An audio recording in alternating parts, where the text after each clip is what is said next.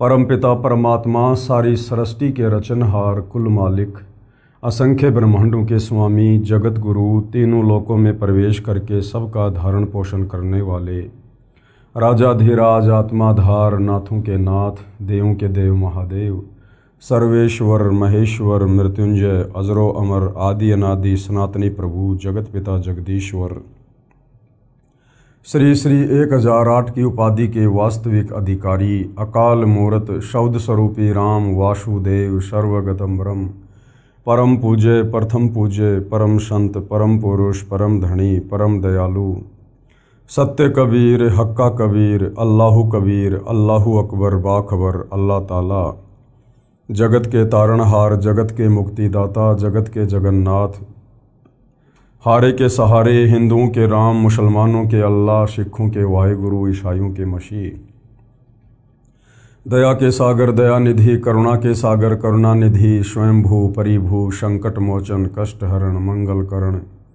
दुख भंजन अविगत कबीर निर्विकार निर्विषम परमात्मा अलय अलेख सतगुरु आदि अनादि सतगुरु असली मर्यादा पुरुषोत्तम असली राम असली कृष्ण असली घनश्याम असली मुरारी राजाओं के राजा महाराजाओं के महाराजा शहंशाहों के शहंशाह सम्राटों के सम्राट भगवानों के भगवान अल्लाहों के अल्लाह प्रभुओं के प्रभु मसीहों के मसीह सच्चे वाहिगुरु बाबाओं के बाबा पीरों के पीर सेठों के सेठ जगत सेठ सावड़सा सेठ सर्वगुण संपन्न अनंत कोटि कलाओं के स्वामी अनंत कोटि ब्रह्मांडों के नायक योगियों में महायोगी ध्यानियों में महाध्यानी सिद्धों में परम सिद्ध ज्ञानियों में तत्व ज्ञानी ब्रह्म ज्ञानी महाज्ञानी परम ज्ञानी सर्वश्रेष्ठ ज्ञानी विज्ञानी युवा कबीर समर्थ कबीर असमवात अमित ओजा सच्चे रहनुमा करीम अल्लाह सुभान अल्लाह दुनिया के अंतिम पैगंबर 8 सितंबर 1951 से गांव धनाना जिला सोनीपत हरियाणा भारतवर्ष की पावन भूमि पे प्रकट रियल कल्कि भगवान श्री नारायण साकार हरि श्री बाबा साहेब नूर अनंत परमात्मा सच्चे दरवेश सच्चे बाखबर संत शिरोमणि सतगुरु रामपाल जी परमेश्वर जी के चरण कमल में आप और हम सभी भाई बहनों का अनंत कोटि दंडवत प्रणाम। सत्साई भाई और बहनों, बहुत बड़ी दया बहुत बड़ी मेहर पूज्य गुरुदेव भगवान की परमेश्वर रामपाल जी की, जिनके शुभ आशीर्वाद से विशेष आशीर्वाद से उन्हीं के सत्संगों के संग्रह के ऊपर बन चुकी पवित्र आध्यात्मिक पुस्तक कबीर बड़ा या कृष्ण, इस पर वीडियो बनाने की श्रृंखला जारी है। इसी श्रृंखला में आज हमारा ये 16वें नंबर का वीडियो है। भाई और बहनों, इस पवित्र पुस्तक कबीर बड़ा या कृष्ण में विशेषकर हिंदू धर्म के चारों वेद पवित्र गीता जी और 18 पुराणों का ज्ञान समाहित है। यदि आप वास्तव में मोक्ष प्राप्ति चाहते हैं, परमात्मा प्राप्ति चाहते हैं, इस काल लोक के दुखों से मुक्ति चाहते हैं, जन्म और मरण से सदा सदा के लिए यदि आप पीछा छुड़वाना चाहते हैं, तो ये पवित्र पुस्तक कबीर बड़ा या कृष्ण, इसको पढ़ना आपके लिए नितांत आवश्यक है। ये पुस्तक आपके जीवन की दिशा और दशा दोनों को बदल देगी। जिस परमेश्वर की प्राप्ति के लिए सतयुग त्रेता और द्वापर तक हमारे साधु संत महात्मा ऋषिजन और वर्तमान में भी परमात्मा चाहने वाली आत्माएं मंदिर में मस्जिद में चर्च में गुरुद्वारों में पर्वतों पर न जाने कहाँ कहाँ भटक रही हैं, परंतु परमात्मा का नामो निशान बताने वाला भी कोई उनको नहीं मिल रहा है। जबकि उस एक परमपिता परमेश्वर के विषय में जिसने सर्व की उत्पत्ति की है, सारे ब्रह्मांडों को रचा है, उनकी जानकारी हमारे ही पवित्र सदग्रंथों में विद्यमान है। लेकिन तत्व ज्ञान के अभाव में हमारे नादान धर्मगुरु हमें नहीं बता पा रहे हैं।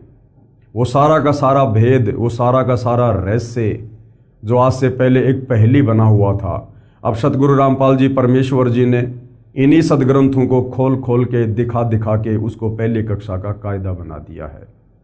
आज बच्चे बच्चे की जुबान पर है कि परमात्मा कौन है, परमात्मा कैसा है, परमात्मा कहाँ रहता है और परमात्मा कैसे मिलता है। तो भाई और बहनों, आप इस पवित्र पुस्तक को अवश्य पढ़िए और उसके बाद सतगुरु रामपाल जी से उपदेश प्राप्त करके अपनी आत्मा का कल्याण करवाएं। तो इस पवित्र पुस्तक पर हमारे जो वीडियो बनाने की श्रृंखला जारी है, उस श्रृंखला में जो विषय चल रहा है वो है जनता की अदालत में प्रश्नोत्तरी। यानी जनता की अदालत में जज खुद जनता है। मुकदमा है कबीर बड़ा या कृष्ण।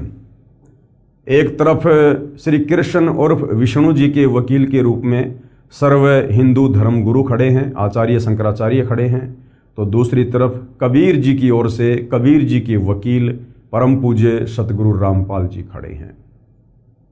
और श्री कृष्ण उर्फ विष्णु जी के वकील साहिबानों यानी हिंदू धर्मगुरुओं का कहना है कि श्री कृष्ण उर्फ विष्णु ही सर्व सृष्टि रचनहार हैं, यही सबके पालन करता हैं, सबके जनक हैं, सबके संहार करता हैं, और ये अजरो अमर हैं, अविनाशी हैं, इनके कोई माता पिता नहीं है। जबकि कबीर जी के वकील सतगुरु रामपाल जी ने भरी अदालत में जनता के सामने उन्हें हिंदू धर्म ग्रंथों को दिखा दिखा कर ये साबित कर दिया, प्रमाणित कर दिया पवित्र गीता जी से और श्री देवी महापुराण से, शिव महापुराण से, कि ब्रह्मा विष्णु महेश ये तीनों भाई हैं और ये तीनों जन्मते और मरते हैं। इनके माता पिता हैं, इनकी माता का नाम दुर्गा है, इनके पिता का नाम काल ब्रह्म है। ये अजरो अमर नहीं है, ये अविनाशी नहीं है, ये नाशवान भगवान है।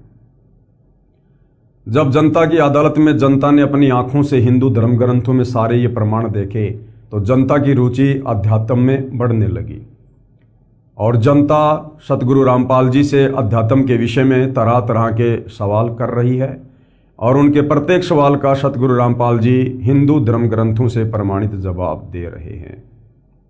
तो आज का हमारा जो टॉपिक है वो जनता का एक सवाल था।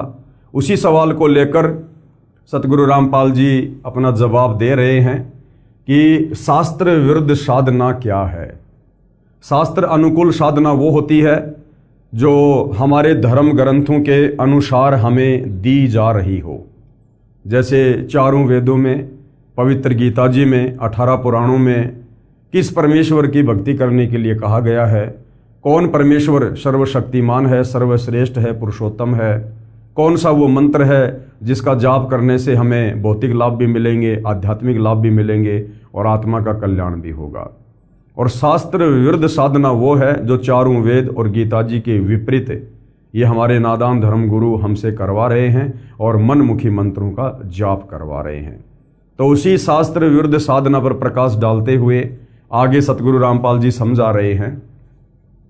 अन्य शास्त्र विरुद्ध भक्ति पर प्रकाश। परमात्मा कबीर जी का शब्द पाखंड पूजा को लेकर, रे भोली सी दुनिया सतगुरु बिन कैसे सरिया, रे भोली सी दुनिया सतगुरु बिन कैसे सरिया। सतगुरु बिन कैसे सरिया यानी बिना सतगुरु के तेरी पार कैसे बसाएगी, तेरा काम कैसे बनेगा मोक्ष वाला। भाई अपने लला के बाल उतरावे देख कैंची ना लग जइया, अपने लला के बाल उतरावे कह कैंची ना लग जइया। एक बकरी का बच्चा लेके उसका गला कटैया, रे भोली सी दुनिया सतगुरु बिन कैसे सरिया, रे भोली सी दुनिया सतगुरु बिन कैसे सरिया।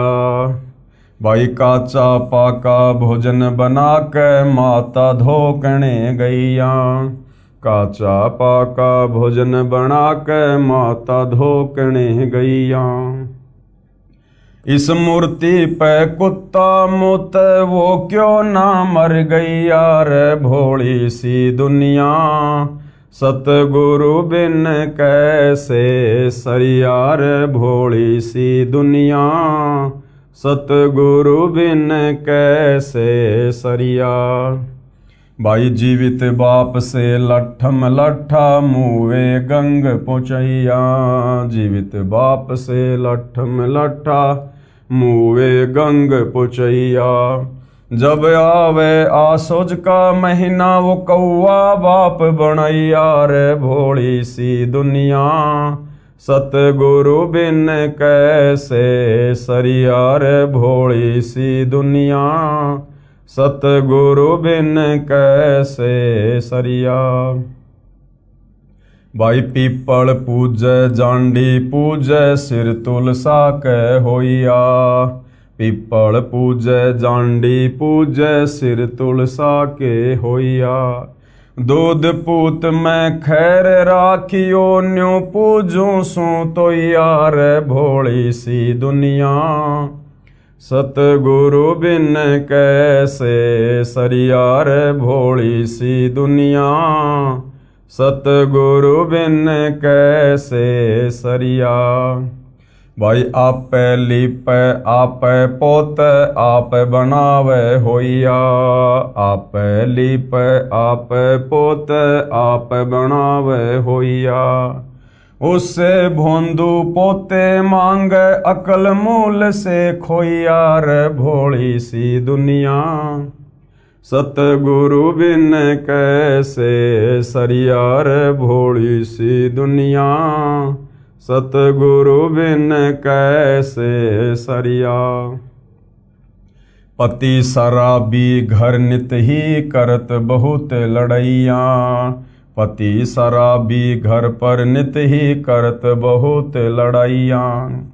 पत्नी 16 शुक्र व्रत करत है देही नित तुड़वैया रे भोली सी दुनिया, सतगुरु बिन कैसे सरिया रे भोली सी दुनिया, सतगुरु बिन कैसे सरिया।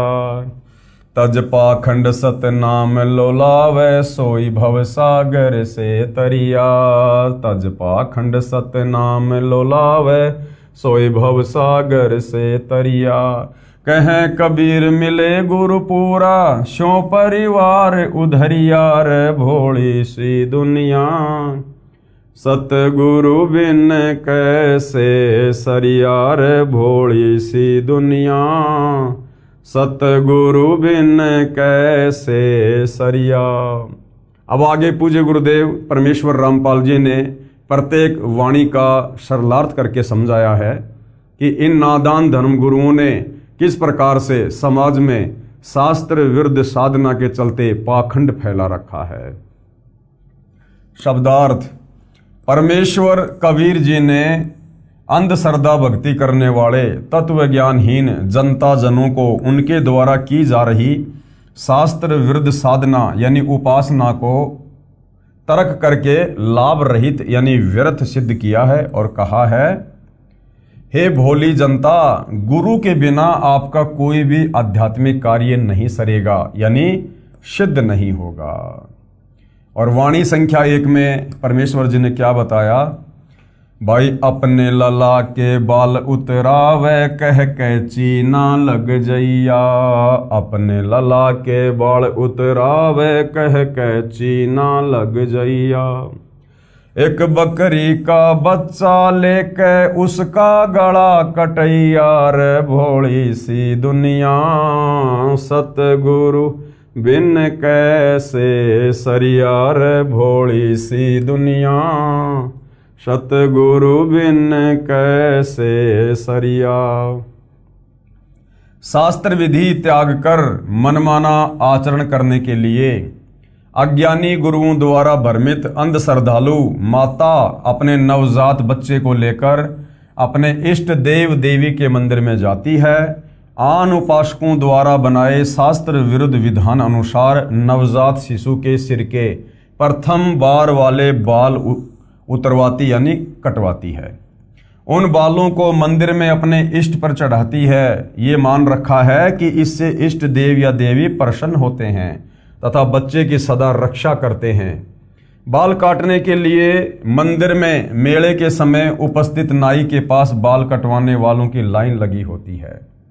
नाई जल्दी जल्दी निपटाने के मकसद से तेजी से कैंची चलाता है। किसी किसी बच्चे को कैंची लग जाती है, बच्चा रोता है। अपने बच्चे के बाल कटवाने की बारी आते ही माता नाई को सतर्क करती है कि हे भाई नाई, ध्यान से कैंची चलाना, मेरे लला यानी बालक बेटे का कच्चा सिर है, कहीं कैंची ना लग जाए। बच्चे के कटे हुए बालों को कपड़े में बांधकर मंदिर में चढ़ा देती है। पुजारी उसको खोलकर एक खाली कट्टे में डालता रहता है और मेला समाप्त होने के बाद उन बालों को दूर कचरे के ढेर में डाल देता है। बाल मंदिर में चढ़ाने के पश्चात इष्ट को बकरे की बलि दी जाती है, जो पहले से ही अपने होने वाले बच्चे की खैर यानी रक्षा के लिए संकल्प की गई होती है। कबीर परमेश्वर जी ने इस विषय में सटीक तर्क देते हुए कहा कि हे अंधश्रद्धावान, कुछ तो विवेक कर। अपने बच्चे को तो कैंची लगने से भी बचाती है, उसकी रक्षा यानी उसकी खैर के लिए बकरी के बच्चे की गर्दन कटवाते समय कुछ भी दया नहीं आई। परमात्मा का विधान है कि जो पाप किया है, बकरे की बलि दी है, वह तो तेरे को भोगना ही पड़ेगा। वह पत्थर की देवी या देव कुछ भी मदद ना तेरी ना तेरे बच्चे की कर सकती है, जो आपको भ्रम है। मासा घटे न तिल बदे, विधाता लिखे जो लेख, साचा सतगुरु मेट कर ऊपर मार दे मेख। परमपिता परमेश्वर कबीर साहिब जी ने कर्मों के अनुसार जिस आत्मा का जैसा भी प्रारब्ध बना दिया है, उसमें एक तिल के दाने जितनी ना तो बढ़ोतरी हो सकती है और ना ही राई के दाने के जितना कुछ जो है वो कम हो सकता है। कुछ नहीं कर सकते ना ब्रह्मा विष्णु महेश, ना दुर्गा, ना काल, ना अन्य कोई देवी देवता। चेंज हो सकता है कब? जब वही कबीर परमात्मा जिसने वो प्रारब्ध बनाया है, जिसने वो भाग्य लिखा है, जब वही कबीर परमेश्वर धरती पर तत्वदर्शी संत के रूप में प्रकट होते हैं और यदि उनके ज्ञान को समझकर हम उनकी शरण में जाकर मर्यादा में रहकर भक्ति करते हैं, तो हमारे भाग्य में लिखी मौत को भी वो परमेश्वर टाल देगा, क्योंकि वो सर्वशक्तिमान है, वो समर्थ है। इसलिए कहते हैं मासा घटे न तिल बदे, विधाता लिखे जो लेख, पर साचा सतगुरु मेट कर ऊपर मार दे मेख। तो इन नादान धर्मगुरुओं के बहकावे में आकर कि अपनी इष्ट देवी या देव के धाम पर जाकर बाल कटवाने से या कोई बलि चढ़ाने से आपके बच्चे की रक्षा होगी, उसका भविष्य सुधर जाएगा, ऐसा कुछ भी नहीं है। जो उसके भाग्य में है वो उसको मिलना ही मिलना है, बल्कि उसने तो बकरी का बच्चा बलि चढ़ाकर और ज्यादा अपने कर्म बिगाड़ लिए, पाप कर्म मोल ले लिए। गुरुदेव कह रहे हैं विचार करें, यदि वहां उस मंदिर में वास्तव में देवी या देव होता और आप उसके घर में बाल डालते, तो इसी बात पर आपसे नाराज होकर दंड देते। देवी देवता सभ्य और शाकाहारी नेक प्रवृत्ति के होते हैं, वे कभी मांस, मदिरा तथा अन्य नशीली वस्तुओं का सेवन नहीं करते। पुजारी उन बालों को फेंक देते हैं, क्या वे बाल बैंक में जमा करवाने के योग्य होते हैं? आप अपने बच्चों के बाल स्वयं ही किसी नाई से कटवा दो, किसी मंदिर में ले जाकर अपने कर्म व धन तथा वक्त को नष्ट ना करो। पूर्ण गुरु से शिक्षा लो यानी आध्यात्मिक ज्ञान सुनो तथा दीक्षा लो यानी गुरु बनाकर शास्त्र वर्णित साधना करके पापों से मुक्ति पाओ तथा मोक्ष कराओ। और वह पूर्ण गुरु, वह तत्वदर्शी गुरु आज वर्तमान में धरती पर सतगुरु रामपाल जी हैं। इनकी शरण में आकर ही आप अपने भाग्य में लिखे कर्मों से भी बच सकते हो और अपने जीवन को सुखी बना सकते हो। आगे क्या बताया परमेश्वर जी ने? भाई काचा पाका भोजन बना के माता धोकने गैया, काचा पाका भोजन बना के माता धोकने गैया। इस मूर्ति माता पे कुत्ता मुते, वो क्यों ना मर गैया रे भोली सी दुनिया। सतगुरु बिन कैसे सरियार भोली सी दुनिया, सतगुरु बिन कैसे सरिया।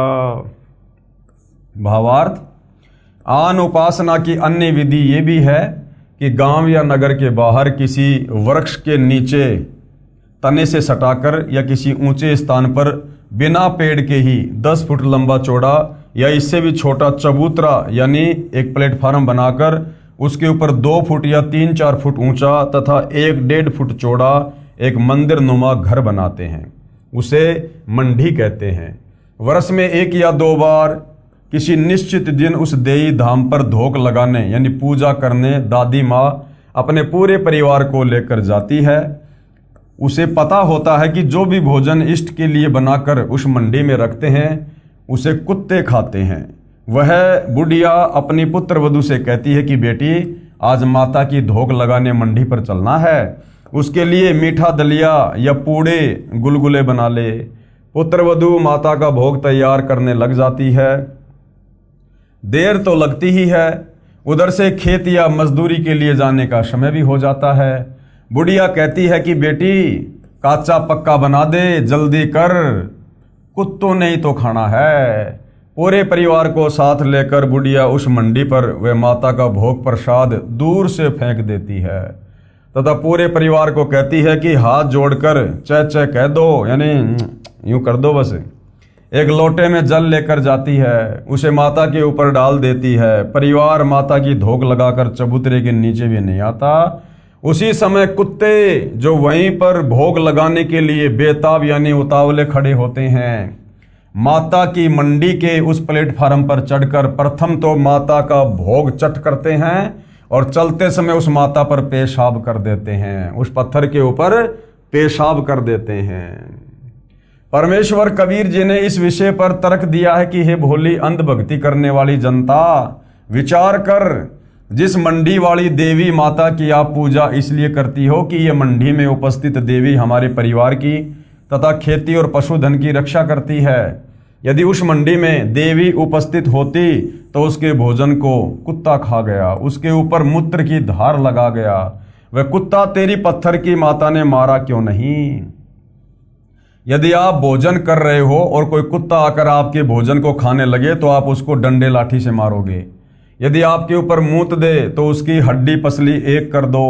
परंतु आपकी पूज्य देवी तो बहुत विवश है या उसे अधरंग लगा है, उसे भक्ति लाभ की झूठी आशा त्याग कर पूर्ण गुरु से शास्त्र विधि अनुसार सत्य भक्ति की दीक्षा व शिक्षा अर्थात ज्ञान लेकर अपना तथा परिवार का कल्याण करवाओ। अब भाई और बहनों, ये जो बातें हैं परमात्मा सांसारिक लोगों को सांसारिक तरीके से समझा रहे हैं कि यदि आप भोजन कर रहे हो, कोई कुत्ता या बिल्ली आ गया, आपकी थाली में मुंह मार दिया, तो आप उसको डंडे से मारोगे, उसकी हड्डी पसली एक कर दोगे। ये बातें आप और हमारे लिए नहीं है। हम तत्वदर्शी संत की शरण में हैं। हमें परमेश्वर ने सृष्टि रचना का ज्ञान बता दिया है, सभी जीव आत्माओं की स्थिति बता दी है कि जीव आत्मा चाहे गधे के शरीर में है, चाहे बिल्ली के शरीर में है, चाहे कुत्ते के शरीर में है, चाहे हम इंसानों के शरीर में है, हम सब एक परमपिता परमेश्वर कबीर साहिब के बच्चे हैं। और शतलोक में हमने जो गलती की थी उसकी सज़ा हम यहाँ पर लक 84 में भोग रहे हैं। अब यदि भाई और बहनों, मान लीजिए हम भगत भाई बहन खाना खा रहे हैं और गलती से या जैसे भी कोई कुत्ता या बिल्ली आकर मुंह मार देता है, तो हमने उसको लाठी डंडों से पीटना नहीं है, हमने उसकी हड्डी पसली एक नहीं करनी है। वो भोजन यदि कुत्ता या बिल्ली ने झूठा कर दिया है, वो भोजन हम प्यार से साइड में उसके लिए रख देंगे, क्योंकि वो भी भूखा है, तभी तो उसने आकर ऐसी हरकत की है। और परमात्मा कहते हैं, कहे कबीर पुकार के दोए बात लख ले, एक साहिब की बंदगी और भूखों को कछु दे। आपके दरबार पर यदि भूखा कोई इंसान आ जाए, चाहे कोई जानवर आ जाए, अपनी श्रद्धा के अनुसार, अपनी स्थिति के अनुसार उसको अवश्य कुछ खाने पीने के लिए देना चाहिए। आगे परमेश्वर पाखंड पूजा को समझाते हुए कह रहे हैं, श्राद्ध पिंडदान करें या ना करें। जनता की अदालत में मामला जारी है और जनता सतगुरु रामपाल जी से सवाल कर रही है कि ये हमारे नादान हिंदू धर्मगुरु इन्हीं धर्मशास्त्रों का हवाला देकर हमसे कहते हैं कि पिंडदान करो, अपने पूर्वजों के श्राद्ध निकालो, तो ये करना चाहिए या नहीं करना चाहिए। तो वैसे तो सारी बातें आपको पहले समझा दी गई है कि ये जो पिंडदान है ये भूत पूजा में आता है और ये जो श्राद्ध है ये पितृ पूजा में आता है। और गीता अध्याय 9 श्लोक नंबर 25 में गीता ज्ञानदाता काल ब्रह्म इस प्रकार की शास्त्र विरुद्ध साधनाओं को ना करने की सलाह दे रहा है। वाणी संख्या 3। जीवित बाप से लट्ठम लट्ठा मुवे गंग पोचैया। जीवित बाप से लट्ठम लट्ठा मुवे गंग पोचैया। जब आवे आशोज का महीना वो कौआ बाप बनैया। रे भोली सी दुनिया सतगुरु बिन कैसे सरियार भोली सी दुनिया, सतगुरु बिन कैसे सरिया। क्या कह रहे हैं परमात्मा? भावार्थ, परमेश्वर कबीर जी ने लोकवेद यानी दंत कथा के आधार से चल रही पितर तथा भूत पूजा पर शास्त्रोक्त अपना तर्क दिया है। कहा है कि शास्त्रोक्त अध्यात्म ज्ञान के अभाव से बेटे अपने पिता से किसी न किसी बात पर विरोध करते हैं। पिताजी अपने अनुभव के आधार से बेटे से अपने व्यवसाय में टोका टाकी कर देते हैं। पिताजी को पता होता है कि इस कार्य में पुत्र को हानि होगी, परंतु पुत्र पिता की शिक्षा कम और बाहर के व्यक्तियों की शिक्षा को अधिक महत्व देता है। उसे ज्ञान नहीं होता है कि पिता जैसा पुत्र का हमदर्द कोई नहीं हो सकता। पुत्र को जवानी और अज्ञानता के नशे के कारण शिष्टाचार का टोटा हो जाता है। पिता को पता होता है कि बेटा इस कार्य में हानि उठाएगा, परंतु पुत्र पिता की बात नहीं मानता है, उल्टा पिता को भला बुरा कहता है। पिता अपने पुत्र के नुकसान को नहीं देख सकता, वह फिर उसको आग्रह करता है कि पुत्र ऐसा ना कर, जिस कारण से जवानी के नशे से हुई सभ्यता की कमी के कारण इतने निर्लज हो जाते हैं। कई पुत्रों को देखा है जो पिता को डंडों से पीट देते हैं। वही होता है जो पिता को अंदेशा था, पिता फिर समझाता है कि आगे से ऐसा ना करना, ये हानि तो धीरे धीरे पूरी हो जाएगी। पिता पिता ही होता है, वह पुत्र या पुत्री को सुखी देखना चाहता है। आगे चलकर जो पिता भक्ति नहीं कर रहा था उसे कोई न कोई रोग बुढ़ापे में अवश्य घेर लेता है। संतान बहुत कम है जो पिता को वह प्रेम दे जो माता पिता अपने पुत्र तथा पुत्र वधू से अपेक्षा किया करते हैं। वर्तमान में वृद्धों की बेअदबी किसी से छिपी नहीं है। माता पिता वृद्ध आश्रमों या अनाथालयों में जीवन के शेष दिन पूरे कर रहे हैं, या घर पर पुत्र व पुत्र वधू के कटु वचन यानी जो कड़वे बोल हैं उनको पीकर जीवन के दिन गिन रहे हैं। कबीर जी ने कहा है कि भाई वरद हुआ जब पड़े खाट में सुने वचन खारे, बुढ़ा हो जब पड़े खाट में सुने वचन खारे, कुत्ते तावण का सुख को न्याय छाती फूकण हारे, मतलब के बिना कोई नहीं प्यारा, स्वार्थ के बिना कोई नहीं प्यारा। शब्दार्थ, वृद्ध अवस्था में शरीर निर्बल हो जाता है, आंखों की रोशनी कम हो जाती है, जिस कारण से बूढ़े माता पिता अधिक समय चारपाई पर ही व्यतीत करते हैं। एक स्त्री अपनी सासू माँ से ये कहकर कुएं या नल से पानी लेने चली गई कि आप ध्यान रखना कहीं कुत्ता घर में घुसकर नुकसान ना कर दे। बुढ़िया को दिखाई कम देता था, कुत्ता अंदर घर में घुस गया। एक लोटा 2 किलो दूध से भरा रखा था, उसको पी गया और नीचे गिरा गया। वृद्धा को दिखाई नहीं दिया। पुत्र वधू आई और कुत्ते द्वारा किए नुकसान से गुस्से में होकर बोली कि तुम्हारा यानी सास ससुर का तो इतना भी सुख नहीं रहा कि तुम कुत्तों से घर की रक्षा कर सको। तुमने मेरी छाती जला दी, यानी व्यर्थ का अनाज का खर्च पुत्र वधू को लग रहा था, जिस कारण वो कटी जली बातें कही थी। सास ससुर को अपने ऊपर व्यर्थ का भार मान रही थी।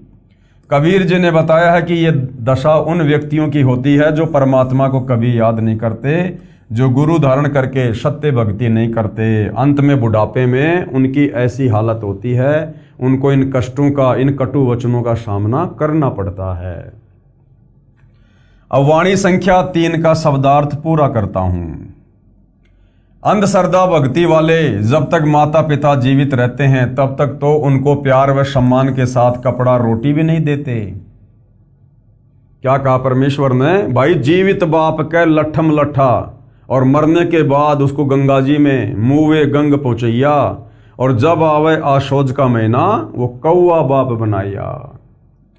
अंधश्रद्धा भक्ति वाले जब तक माता पिता जीवित रहते हैं तब तक तो उनको प्यार व सम्मान के साथ कपड़ा रोटी भी नहीं देते, उनको झींकते रहते हैं और मृत्यु के उपरांत श्रद्धा दिखाते हैं। उनके शरीर को चिता पर जला दिया जाता है, कुछ हड्डियां बिना जली छोटी छोटी रह जाती हैं। शास्त्र नेत्रहीन गुरुओं से भ्रमित पुत्र उन अस्थियों को उठाकर हरिद्वार में हर की पौड़ियों पर अपने कुल के पुरोहित के पास ले जाता है। उस पुरोहित द्वारा शास्त्र विरुद्ध साधना के आधार से मनमाना आचरण करके उन अस्थियों को पवित्र गंगा दरिया में प्रवाह किया जाता है। जो धनराशि पुरोहित मांगे खुशी खुशी दे देता है। कारण ये होता है कि कहीं पिता या माता मृत्यु के उपरांत भूत बनकर घर में न आ जाएं। इसलिए उनकी गति करवाने के लिए कुल गुरु पंडित जी को मुंह मांगी धनराशि देते हैं कि पक्का काम कर देना। फिर पुरोहित के कहे अनुसार अपने घर की चौखट में लोहे की मेख यानी मोटी कील गाड़ दी जाती है कि कहीं पिताजी माताजी की गति होने में कुछ त्रुटि रह जाए और वे प्रेत बनकर हमारे घर में ना घुस जाएं। कबीर परमेश्वर जी ने बताया कि जीवित पिता को तो समय पर टूक रोटी भी नहीं दिया, उसका अपमान करता है, सभी नहीं ज्यादातर लोग, और मृत्यु के पश्चात उसको पवित्र दरिया में यानी गंगा जी में बहाकर आता है। कितना खर्चा करता है। अपने माता पिता की जीवित रहते प्यार से सेवा करो, उनकी आत्मा को प्रसन्न करो। उनकी वास्तविक श्रद्धा सेवा तो ये है। कबीर जी जो स्पष्ट करना चाहते हैं कि आध्यात्मिक ज्ञान ना होने के कारण अंधश्रद्धा भक्ति के आधार से सर्व हिंदू समाज अपना अनमोल जीवन नष्ट कर रहा है। जैसे मृत्यु के उपरांत अपने पिताजी की अस्थियां गंगा दरिया में पुरोहित द्वारा क्रिया करवाकर पिता की गति करवाई। फिर 13वीं या 17वीं यानी मृत्यु के 13 दिन बाद की जाने वाली क्रिया को 13वीं कहा जाता है। 17 दिन बाद की जाने वाली लोकवेद धार्मिक क्रिया 17वीं कहलाती है, और महीने बाद की जाने वाली महीना क्रिया तथा 6 महीने बाद की जाने वाली 6 माही तथा 1 वर्ष के बाद की जाने वाली बरसी क्रिया जिसको वर्षोद्धि भी कहा जाता है। लोकवेद यानी दंत कथा बताने वाले गुरुजन उपरोक्त सब क्रियाएं करने को कहते हैं। ये सभी क्रियाएं मृतक की गति के मकसद से करवाई जाती हैं। सूक्ष्म वेद में इस शास्त्र विरुद्ध धार्मिक क्रियाओं यानी साधनाओं पर तर्क इस प्रकार किया है कि घर के सदस्य की मृत्यु के पश्चात ज्ञानहीन गुरुजी क्या क्या करते और करवाते हैं। क्या कह रहे हैं? कुल परिवार तेरा कुटुंब कबीला और मसलत एक ठराई, बांध पिंजड़ी ऊपर धर लिया और मरगट में ले जाई। अग्नि लगा दिया जद लंबा फूंक दिया उस ठाही, पुराण उठा फिर पंडित आए और पीछे गरुड़ पढ़ाई। प्रेत शिला पर जा विराजे पितरों पिंड भराई, और बहुर श्राद्ध खाने को आए काग भये कलमाही। जय सतगुरु की संगति करते ये सकल कर्म कट जाई, और अमरपुरी पर आसन होता जहां धूप ना छाई। कुछ व्यक्ति मृत्यु के पश्चात उपरोक्त क्रियाएं तो करते ही हैं, साथ में गरुड़ पुराण का पाठ भी करते हैं। परमेश्वर कबीर जी ने सूक्ष्म वेद यानी तत्व ज्ञान की वाणी में स्पष्ट किया है कि लोक वेद यानी दंत कथा के आधार से ज्ञानहीन गुरुजन मृतक की आत्मा की शांति के लिए गरुड़ पुराण का पाठ करते हैं।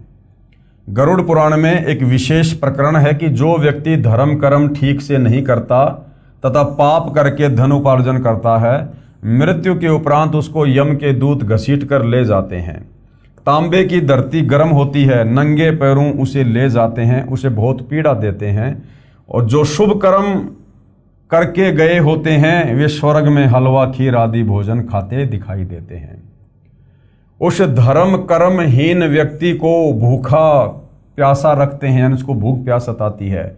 वह कहता है कि भूख लगी है, भोजन खाऊंगा। यमदूत उसको पीटते हैं और कहते हैं कि ये भोजन खाने के कर्म तो नहीं कर रखे, चल तुझे धर्मराज के पास ले चलते हैं, जैसा तेरे लिए आदेश होगा वैसा ही करेंगे। धर्मराज उसके कर्मों का लेखा देखकर कहता है कि इसे नरक में डालो, या प्रेत व पितृ वृक्ष या पशु पक्षियों की योनि दी जाती है। पितर योनि भूत प्रजाति की श्रेष्ठ योनि है। यमलोक में भूखे प्यासे रहते हैं, उनकी तृप्ति के लिए श्राद्ध निकालने की प्रथा शास्त्र विरुद्ध मनमाने आचरण के तहत शुरू की गई है। कहा जाता है कि 1 वर्ष में जब आशोज का महीना आता है तो भादवे महीने की पूर्णमासी से आशोज महीने की अमावस्या तक 16 श्राद्ध किए जाएं। जिस तिथि को जिसके परिवार के सदस्य की मृत्यु होती है उस दिन वर्ष में 1 दिन श्राद्ध किया जाए, ब्राह्मणों को भोजन करवाया जाए, जिस कारण से यमलोक में पितरों के पास भोजन पहुंच जाता है। वे 1 वर्ष तक तृप्त रहते हैं। कुछ भ्रमित करने वाले गुरुजन ये भी कहते हैं कि श्राद्ध के 16 दिनों में यमराज उन पितरों को नीचे पृथ्वी पर आने की अनुमति देता है। पितर यमलोक यानी नरक से आकर श्राद्ध के दिन भोजन करते हैं, हमें दिखाई नहीं देते या हम पहचान नहीं सकते। भ्रमित करने वाले गुरुजन अपने द्वारा बताई शास्त्र विरुद्ध साधना की सत्यता के लिए इस प्रकार के उदाहरण देते हैं कि रामायण में एक प्रकरण लिखा है कि वनवास के दिनों में श्राद्ध का समय आया तो सीता जी ने भी श्राद्ध किया और भोजन खाते समय सीता जी को श्री रामचंद्र जी पिता दशरथ सहित रघुकुल के कई दादा परदादा दिखाई दिए। उन्हें देखकर सीता जी को शर्म आई, इसलिए मुख पर पर्दा यानी घूंघट कर लिया। अब क्या समझा रहे हैं गुरुदेव? विचार करो पाठक जनों, श्री रामचंद्र जी के सर्व वंशज प्रेत और पितर बने हैं तो अन्य सामान्य नागरिक भी वही क्रियाएं कर रहे हैं। वे भी नरक में पितर बनकर पितरों के पास जाएंगे। इस कारण ये शास्त्र विधि विरुद्ध साधना है जो पूरा हिंदू समाज कर रहा है। श्रीमद् भगवद गीता के अध्याय 9 का श्लोक 25 भी यही कहता है कि जो पितर पूजा यानी श्राद्ध आदि करते हैं वे मोक्ष प्राप्त नहीं कर पाते, वे यमलोक में अपने पितरों को प्राप्त होते हैं। जो भूत पूजा अस्थियां उठाकर पुरोहित द्वारा पूजा कराकर गंगा में बहाना 13वीं 17वीं महीना 6 माही वर्षी आदि आदि करते हैं, वे प्रेत बनकर गया स्थान पर प्रेत शिला पर बैठे होते हैं। कुछ व्यक्तियों को धर्मराज जी कर्म अनुसार पशु पक्षी वृक्ष आदि के शरीरों में भेज देता है।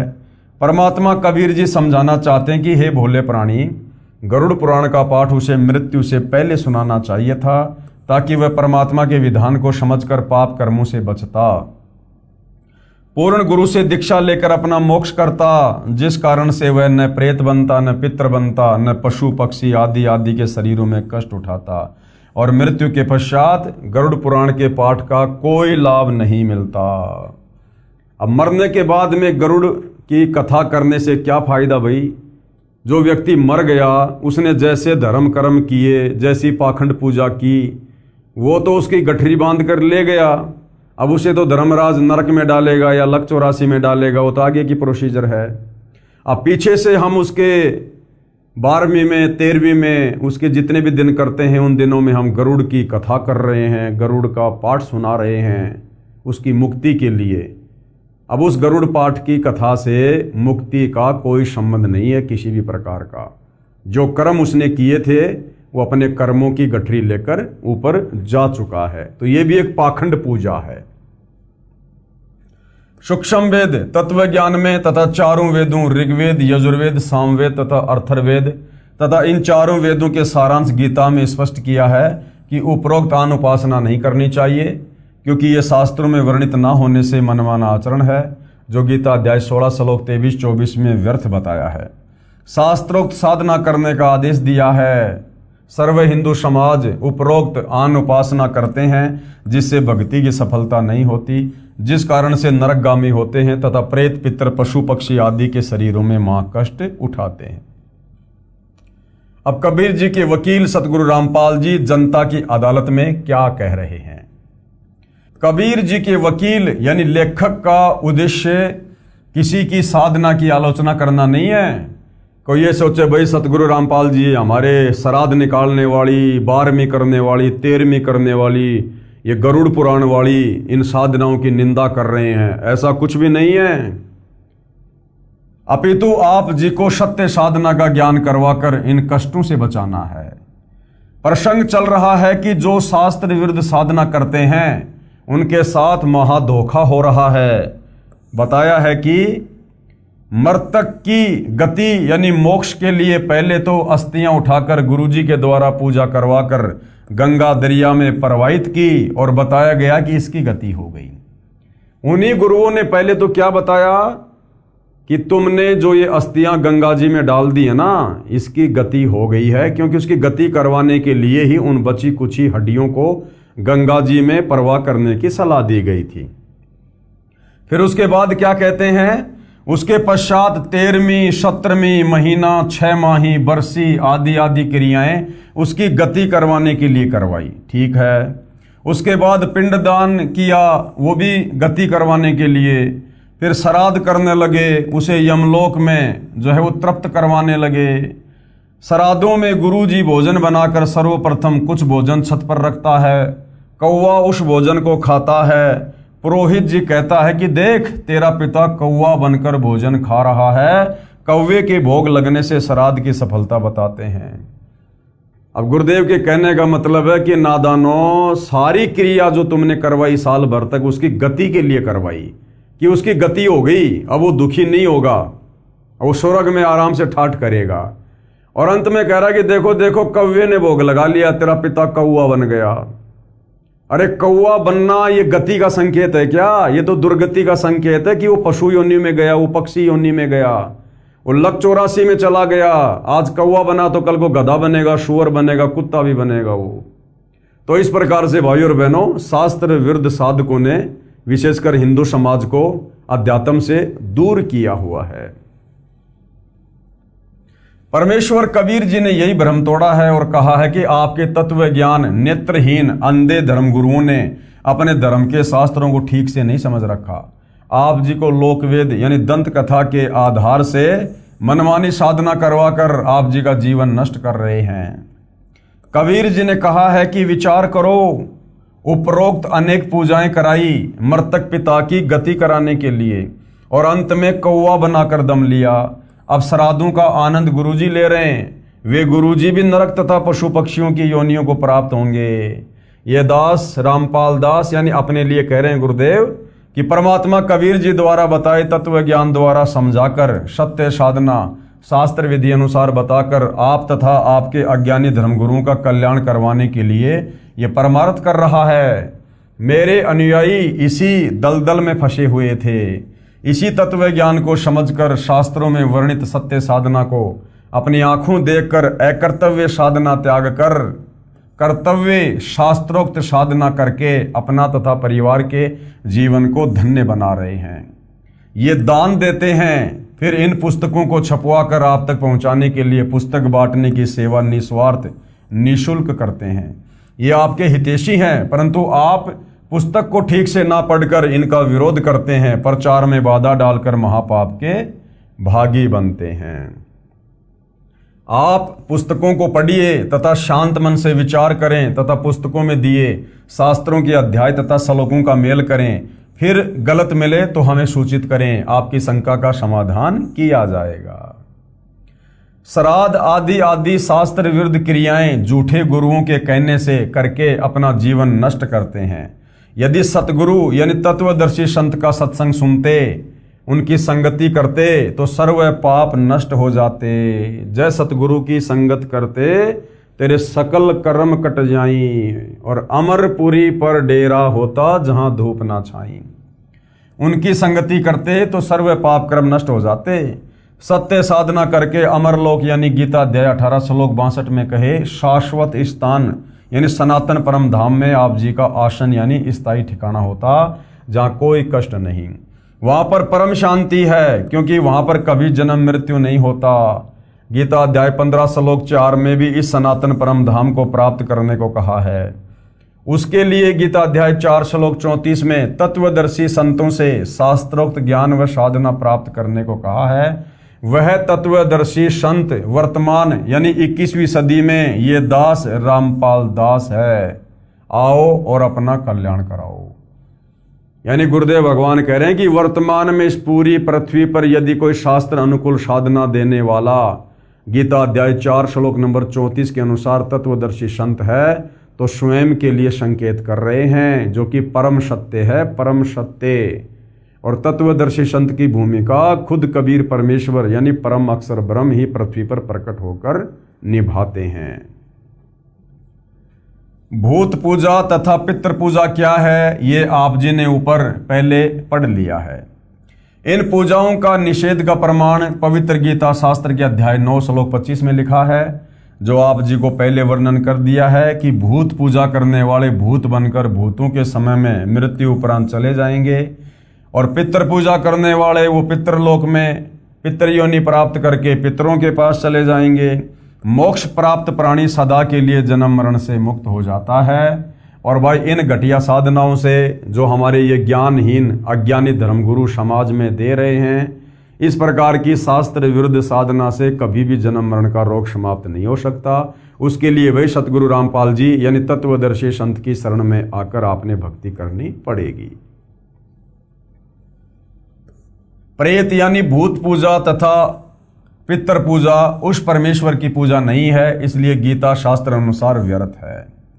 वेदों में भूत पूजा व पितर पूजा यानी श्राद्ध आदि कर्मकांड को मूर्खों का कार्य बताया है। पवित्र मार्कंडे पुराण में इसका प्रमाण है। हमने पहले भी ये रुचि ऋषि की कथा पढ़ी थी, फिर से पढ़ेंगे। श्राद्ध पिंडदान के प्रति रुचि ऋषि का वेद मत। मार्कंडे पुराण में रोचे ऋषि के जन्म की कथा आती है। एक रुचि ऋषि था, वह ब्रह्मचर्य का पालन करते हुए वेदों अनुसार साधना करता था, विवाह नहीं करवाया था। रुचि ऋषि के पिता, दादा, परदादा तथा तीसरे दादा सब पितर यानी भूत योनि में भूखे प्यासे भटक रहे थे। जिस समय रुचि ऋषि की आयु 40 वर्ष थी, तब उन चारों ने रुचि ऋषि को दर्शन दिए तथा कहा कि बेटा, आपने विवाह क्यों नहीं किया? विवाह करके हमारे श्राद्ध करना। रुचि ऋषि ने कहा कि हे पितामहों, वेद में इस श्राद्ध पिंडोतक आदि कर्मों को अविद्या कहा है, यानी मूर्खों का कार्य कहा है। रुचि ऋषि ने कहा कि हे मेरे पूर्वजों, ये श्राद्ध वगैरह निकालना, पिंडदान करना, वेदों में इसको अविद्या यानी मूर्खों का कार्य कहा है, मूर्खों का कार्य। फिर आप मुझे इस कार्य को करने को क्यों कह रहे हो? उन पितरों ने भी माना और कहा कि यह बात सत्य है कि श्राद्ध आदि कर्म को वेदों में अविद्या अर्थात मूर्खों का कार्य ही कहा है। फिर उन पितरों ने वेद विरुद्ध ज्ञान बताकर, क्योंकि वो भूखे मर रहे थे, उन्होंने वेदों के विरुद्ध ज्ञान बताकर रुचि ऋषि को भ्रमित कर दिया, क्योंकि मोह भी अज्ञान की जड़ है। रुचि ने विवाह करवाया, फिर श्राद्ध पिंडोदक क्रियाएं करके अपना जन्म भी नष्ट किया। मार्कंडे पुराण के प्रकरण से सिद्ध हुआ कि वेदों में तथा वेदों के ही संक्षिप्त रूप गीता में श्राद्ध और पिंड आदि भूत पूजा के इन कर्म कांडों को निषेध बताया है, नहीं करना चाहिए। उन मूर्ख ऋषियों ने अपने पुत्र को भी श्राद्ध करने के लिए विवश किया। उसने विवाह कराया, उससे रोचे ऋषि का जन्म हुआ और बेटा भी पाप का भागी बना लिया। रुचि ऋषि भी ब्राह्मण थे, उन्होंने वेदों को कुछ ठीक से समझा था। अपनी आत्मा के कल्याणार्थ शास्त्र विरुद्ध सर्व मनमाना आचरण त्याग कर शास्त्रोक्त केवल एक ब्रह्म की भक्ति कर रहा था। जो उसके पिता तथा उसके पहले 3 दादाजी शास्त्र विधि त्याग कर यही कर्म कांड करते और करवाते थे, जिसका परिणाम गीता अध्याय 9 श्लोक 25 वाला ही होना था कि पितर पूजने वाले पितरों को प्राप्त होंगे, और वही हुआ। अब वर्तमान की शिक्षित जनता को अंधश्रद्धा भक्ति त्याग कर विवेक से काम लेकर गीता अध्याय 16 श्लोक 24 में कहे आदेश का पालन करना चाहिए। और गीता अध्याय 16 श्लोक 24 में क्या बताया है कि अर्जुन, कर्तव्य और अकर्तव्य की स्थिति में, कर्तव्य यानी कौन से भक्ति कर्म करने चाहिए और अकर्तव्य यानी कौन से भक्ति कर्म नहीं करने चाहिए, केवल शास्त्र ही प्रमाण हैं। यानी वेदों में और गीता जी में और 5वें वेद सूक्ष्म वेद में परमेश्वर की प्राप्ति की जो विधि है, मोक्ष प्राप्ति की जो साधना है, केवल वही करनी चाहिए। शास्त्रों के बताए अनुसार ही भक्ति साधना करनी चाहिए। और चारों वेद ये सनातनी ग्रंथ हैं, पूरे विश्व के मानव समाज के लिए हैं। चारों वेदों का सार पवित्र गीता जी है, और पवित्र गीता जी साफ साफ कह रही है अध्याय 4 श्लोक नंबर 34 कि सबसे पहले तो तत्वदर्शी संत की खोज करो। यानी बिना पूर्ण गुरु के, बिना सतगुरु के भक्ति शुरू नहीं होती है। सतगुरु भी पूर्ण होना चाहिए। आजकल गांव-गांव, नगर-नगर में लोग सतगुरु की उपाधि लेकर बैठे हुए हैं, जो सत्य के निकट भी नहीं हैं। तो गीता अध्याय 4 श्लोक 34 में जिस तत्वदर्शी संत का वर्णन है, सबसे पहले उसकी खोज करो। और उसकी पहचान गीता अध्याय 15 श्लोक नंबर 1 से 4 में बताई है, जो उल्टे लटके हुए संसार रूपी वृक्ष के सभी विभागों को वेद विद बता दे कि वास्तव में सर्वशक्तिमान परमात्मा कौन है, ब्रह्मा विष्णु महेश की क्या स्थिति है, उसके बाद उस तत्वदर्शी संत से उपदेश प्राप्त करके और उसके बताए अनुसार नियमों में रहकर भक्ति करने से आत्मा का कल्याण होगा। अब वर्तमान की शिक्षित जनता को अंधश्रद्धा भक्ति त्याग कर विवेक से काम लेकर गीता अध्याय 16 श्लोक 24 में कहे आदेश का पालन करना चाहिए, जिसमें कहा है कि इससे तेरे लिए अर्जुन शास्त्र ही प्रमाण है। यानी जो शास्त्रों में करने को कहा है वही करें, जो शास्त्रों में प्रमाणित नहीं है उसे त्याग दें। गीता में परमात्मा का बताया विधान है तथा पुराणों में ऋषियों का अनुभव है। यदि पुराणों में श्राद्ध आदि कर्मकांड करने को लिखा है तो वह गीता विरुद्ध होने से अमान्य है। उदाहरण दिया जा रहा है, एक व्यक्ति की दोस्ती थानेदार से थी। एक दिन उस व्यक्ति ने अपने मित्र दरोगा को बताया कि मेरे को मेरे गांव का एक दबंग व्यक्ति परेशान करता रहता है। दरोगा ने कहा कि उसको लठ मार, मैं आप निपट लूंगा, कोई मुकदमा नहीं बनने दूंगा। उस व्यक्ति ने दरोगा के आदेश अनुसार गांव के उस व्यक्ति को लठ मारा जो सिर में लगा और व्यक्ति की मृत्यु हो गई।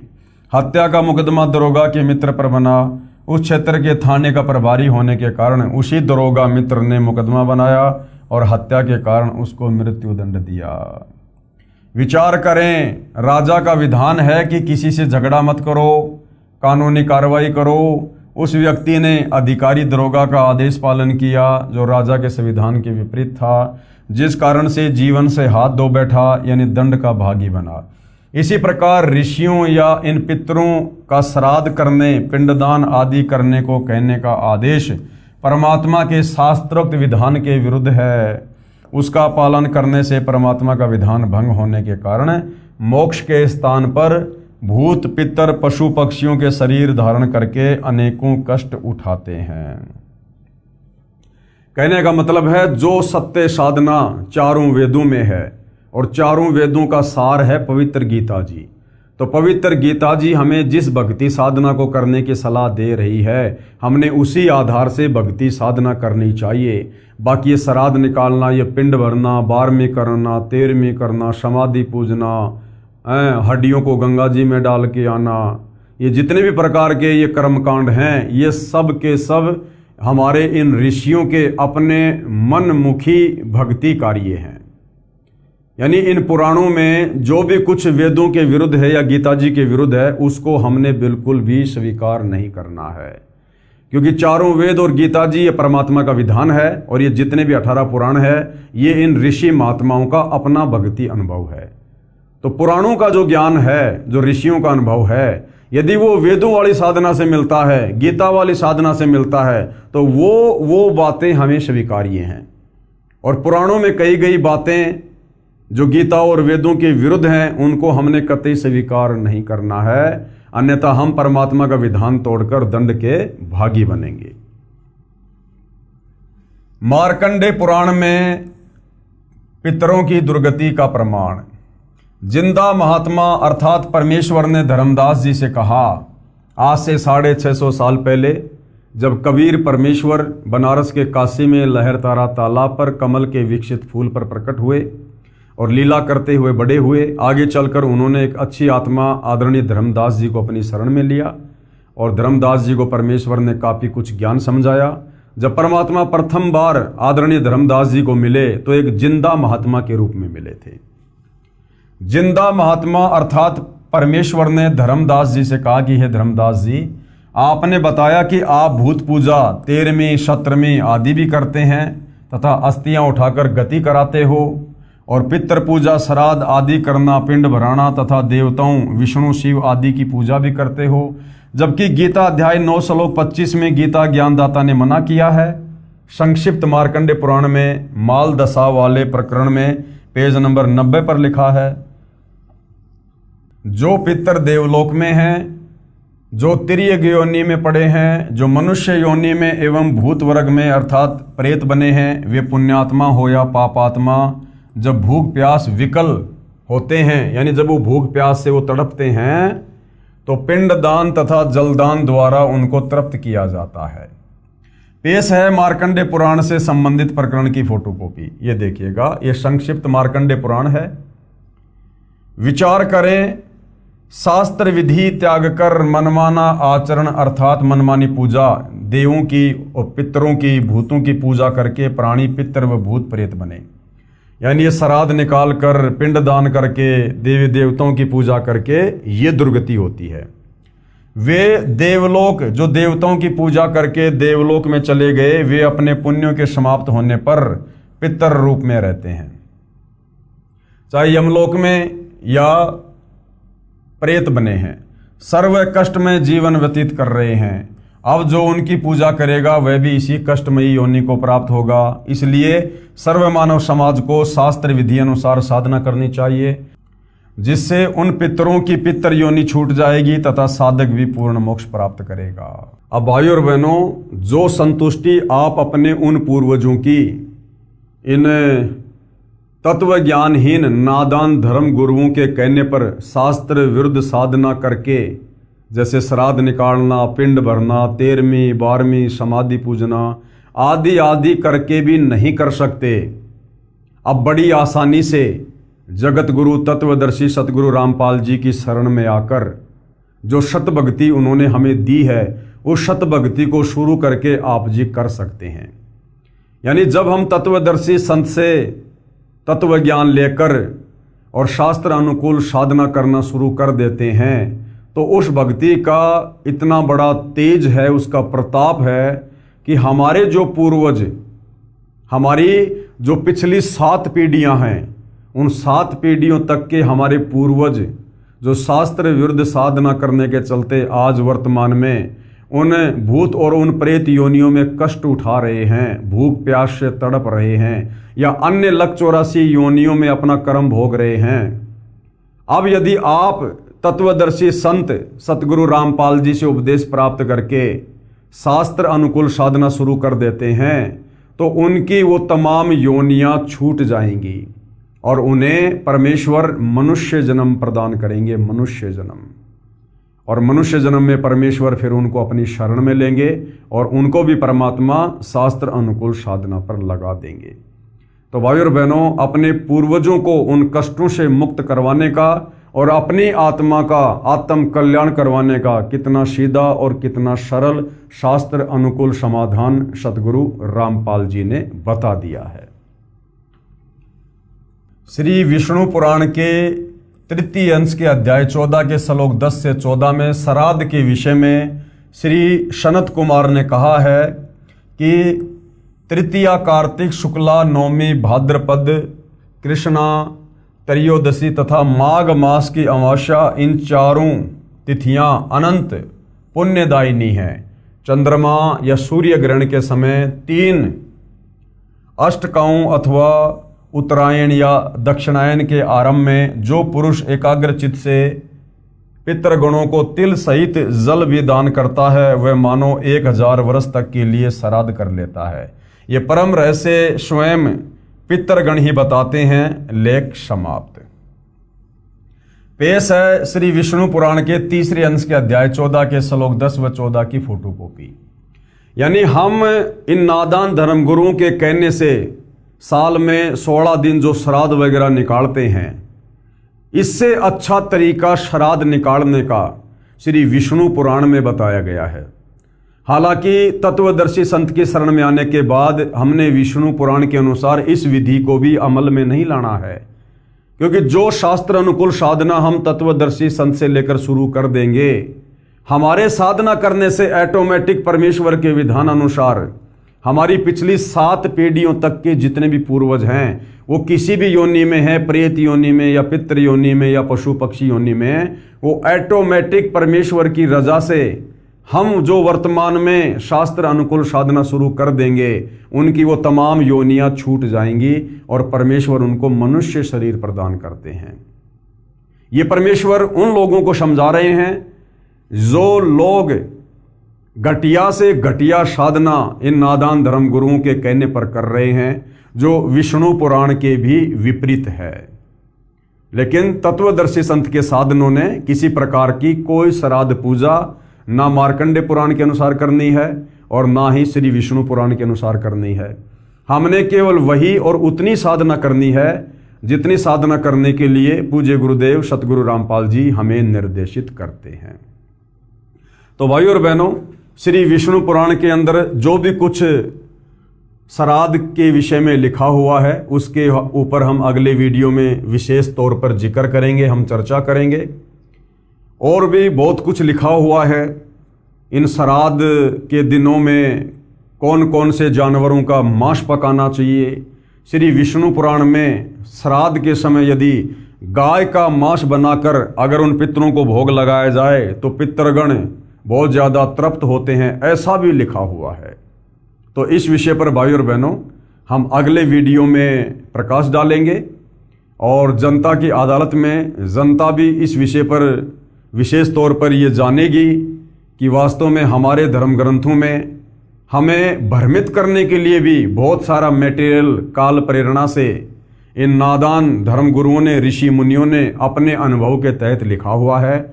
और जो शास्त्र अनुकूल साधना है वो भी हमारे ही सदग्रंथों में वर्णित है। तो जो शास्त्र अनुकूल साधना है वो परम पूज्य सतगुरु रामपाल जी ने निकाल कर हमें अलग से दे दी है। जिस प्रकार दूध से दही बनता है और दही से फिर मक्खन निकलता है और मक्खन को गर्म करके फिर घी निकाला जाता है, इस विधि से सतगुरु रामपाल जी ने इन सर्व धर्म शास्त्रों का मंथन करके जो निष्कर्ष है, जो शास्त्र अनुकूल साधना है वो हमें प्रदान कर दी है। हमने केवल उसी विधि से भक्ति साधना करनी है और उसी विधि से हमारी आत्मा का कल्याण होगा। तो भाइयों और बहनों, जनता की अदालत में हिंदू धर्म से जुड़े भाई बहनों को अपने ही सदग्रंथों में लिखी सच्चाई को समझाने के लिए जिस प्रकार से ये मुकदमा जारी है, ये मुकदमा इसी प्रकार से जारी रहेगा जब तक हिंदू समाज के श्रद्धालु किसी निष्कर्ष पर नहीं पहुंच जाते हैं। तो भाइयों और बहनों, आज के इस वीडियो में केवल इतना ही। अगले वीडियो में हम कल फिर परमेश्वर की सेवा में हाजिर होंगे। तब तक पूज्य गुरुदेव भगवान हम सबको आज्ञा दे, आशीर्वाद दे, सद्बुद्धि दे, हमारा मार्गदर्शन करे। बंदी छोड़ सतगुरु रामपाल जी परमेश्वर जी की जय हो।